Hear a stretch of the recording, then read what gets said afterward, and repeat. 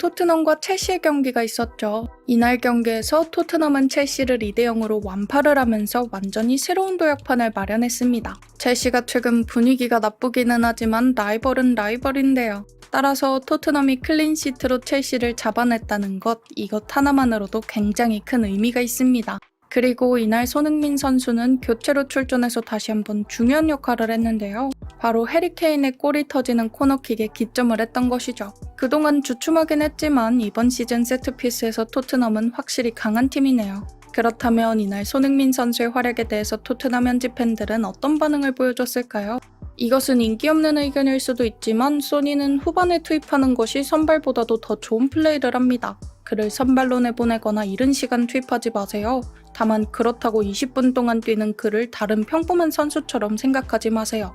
손흥민은 평범한 선수처럼 플레이를 합니다. 한 선수를 위해서 팀 성적을 희생할 수는 없습니다. 소니는 교체로 4골을 넣었는데 이것은 선발로 뛰었을 때보다 더 많은 골 기록입니다. 그는 폼이 떨어졌을 때도 훌륭한 슈퍼서브입니다. 소니는 벤치에 있기를 원하지 않습니다. 이적을 추진할 것입니다. 나는 케인이 플레이메이커로서 점점 적응하는 것을 보고 있습니다. 케인은 이 역할을 너무 잘합니다. 계속해야 합니다. 손흥민은 아마도 스피드가 있기 때문에 케인의 풀메 역할로부터 가장 많은 이익을 얻는 선수일 것입니다. 손흥민이 예전에 했었던 것처럼 하프 스페이스에서 슈팅이나 패스를 가져갈 수 있을지 궁금합니다. 손흥민과 케인이 함께 50골 합작을 만들 것입니다. 좋은 승리였지만 손흥민을 10분 동안만 플레이하게 했는데 이것은 너무 늦은 교체였고 충격적이었습니다. 손흥민이 벤치에서 너무 늦게 교체가 된다면 손흥민에게 전혀 도움이 되지 않을 것입니다. 그렇게 된다면 손흥민은 슈퍼서브로서 자신감을 갖기보다 자신감을 더 잃어갈 것 같습니다. 손흥민은 또다시 2번째 골에 기여를 했습니다. 이처럼 굉장히 다양한 반응들이 있었습니다. 일단은 손흥민의 교체 타이밍이 늦었다는 의견들이 보이고 있었는데요. 확실히 손흥민 선수는 이날 78분의 늦은 시간에 투입되어 큰 활약을 펼칠 시간은 부여받지를 못했죠. 하지만 그럼에도 코너킥을 통해서 기점 플레이를 하면서 이날 경기를 마무리하는 역할을 해주게 되었는데요. 따라서 손흥민 선수에게 슈퍼서브라는 이야기도 계속해서 거론이 되는 것 같습니다. 다만 여기에서 딱 의표를 찌르는 의견이 있었는데요. 바로 손흥민 선수는 출전 시간을 원할 것이고 그것이 부족하다면 이적을 할 것이라는 이야기였습니다. 사실 손흥민 선수가 나이가 적은 것은 아니지만 그렇다고 서브로 내려갈 나이도 절대로 아닙니다. 손흥민 선수는 이미 지난 시즌에 매우 높은 클래스를 달성한 바가 있었고요. 이번 시즌도 폼이 다소 안 좋기는 하지만 분명히 활용 방법에 따라서는 가치를 보여주고 있습니다. 무엇보다도 스피드는 약간 줄었다는 평가를 받긴 하지만 여전히 질주하는 속도는 대단하고요. 또한 특히 슈팅 능력은 여전하다는 평가를 받고 있죠. 따라서 앞으로는 2-3년 정도는 충분히 선발로서 활약할 수 있는 시간은 있다고 보여지는데요. 그러니 전술적인 이유든 스쿼드적인 이유든 토트넘에서 손흥민의 자리가 없다면 이적 생각이 날 수밖에 없을 것 같죠. 그리고 다른 의견으로는 손흥민의 플레이 타임을 더 확보해줘야 한다는 의견도 있었습니다. 슈퍼서브로 활용하는 것은 좋지만 너무 늦은 시간 교체를 단행하는 것이 문제라는 의견이었습니다. 손흥민 선수가 그래도 30분 정도는 플레이 타임을 가져가야 한다는 의견 같았는데요. 만약 70분 후반, 80분 대 교체가 된다면 오히려 손흥민의 자신감을 깎아먹는 결과를 가져올 것이라는 것이었죠. 확실히 이 부분에 대해서도 생각해볼 부분은 있습니다. 물론 지난 2경기에서 손흥민 선수는 진짜로 슈퍼서브 같은 기점을 찍어주긴 했습니다. 다만 그동안의 손흥민 선수의 성향을 본다면요. 경기를 뛰면서 폼을 회복하는 그런 성향의 선수로 기억에 남습니다. 하지만 이번 시즌에는 그 공식이 깨졌기 때문에 문제인 것이죠. 이번 시즌은 뛰면 뛸수록 폼이 올라왔다 내려갔다 하는 모습들이 있었는데요. 문제는 손흥민 선수는 골게터로서 뭔가를 보여줘야 폼이 확 올라오는데 그 기회가 매우 적었다는 것입니다. 그 부분에 대해서는 이미 다양한 분석을 통해서 소개를 해드린 바가 있었는데요. 간단히 말하자면 페리시치와 최악의 연계 문제가 있었고요. 크로스 전술에서 떨어지는 손흥민의 활용성도 대표적인 문제이기도 했고요.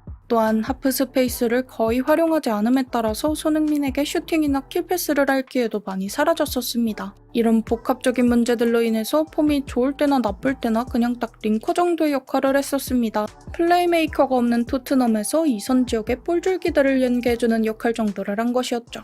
따라서 손흥민 선수의 교체다 선발이다 이 문제가 궁극적으로는 아니라고 봅니다. 핵심은 손흥민의 라인 브레이킹과 스피드 그리고 슈팅력을 어떻게 활용하느냐가 핵심인 것이죠. 물론 당연히 팀이 어떤 개인 선수의 스타일을 맞춰주기 위해서 전술 전략을 바꿔야 한다고 생각하진 않는데요. 다만 그럼에도 콘테의 전술에 문제가 있다고 보는 것은 기존 전술이 제대로 작동하지 않았기 때문입니다. 비단 손흥민만의 문제가 아니라 대다수 선수들의 폼이 떡락했고요. 이것은 선수들의 문제가 아니라 토트넘의 전술적 기조가 아예 스쿼드에 맞지 않는다는 뜻이죠. 그래서 등장하는 것이 스텔리니 코치가 감독으로서 상당한 가치가 있다는 주장들입니다. 토트넘 현지 팬들도 마찬가지였는데요. 스텔리니 코치 체제에서는 토트넘은 100% 승률을 기록하고 있는 상황입니다. 특히 맨시티, 첼시와 같은 강호를 잡아냈기 때문에 더더욱 스텔리니 코치의 가치는 급상승하게 되었습니다. 물론 스텔리니 코치는 이렇게 말합니다. 하루에 3-4번씩 통화를 하면서 콘테 감독의 지시를 통해서 팀을 꾸렸다고요. 하지만 운영 방식은 분명히 콘테와 달랐고요. 또한 디테일한 전술적 기조도 분명히 조금은 더 토트넘 스쿼드에 알맞은 방식을 사용했습니다. 그리고 이제는 콘테 감독이 복귀를 하게 되죠. 스텔리니 코치에 따르면 다음 경기부터는 콘테 감독이 돌아올 것이라고 하는데요. 따라서 토트넘 팬들의 반응이 매우 흥미로울 듯하죠. 그렇다면 현지 팬들은 콘테 감독과 스텔리니 코치에 대해서 어떤 생각을 가지고 있을까요? 콘테 푹 쉬시고 남은 시즌 회복하세요. 일보다 건강이 중요합니다. 로메로와 스킵은 놀라웠습니다. 포스터를 포함한 전체 수비 라인도 훌륭했습니다. 나는 빌드업이 많이 좋았다고 생각하지만 여전히 파이널 서드에서 패스의 품질이 부족합니다.